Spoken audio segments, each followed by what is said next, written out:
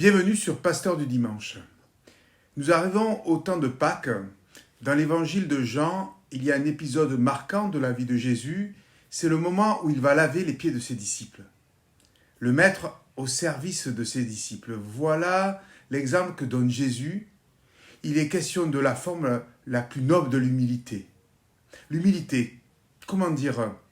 C'est le mot que je retiendrai pour la crise que nous traversons. Où est l'humilité? Nos politiques, notre gouvernement, notre président devraient relire ce passage de l'évangile de Jean. Premièrement, tous devraient se rappeler que la fonction politique est une fonction de service. Service de ceux qui les ont élus, pas au service de leur intérêt ou de leur image, pas au service d'une économie ou d'une idéologie, mais au service du peuple.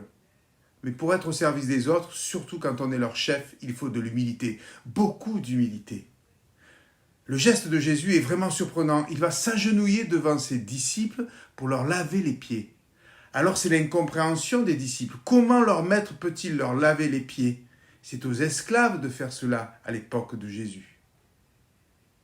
C'est là un geste d'humilité. Et dans le dictionnaire, la définition de l'humilité, c'est sentiment, état d'esprit de quelqu'un qui a conscience de ses insuffisances, de ses faiblesses.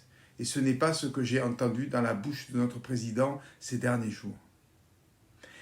Mais toute l'histoire de Pâques, du personnage de Jésus et de ce geste de lavement des pieds devrait nous rappeler ceci. L'humilité, c'est avant tout un geste d'amour.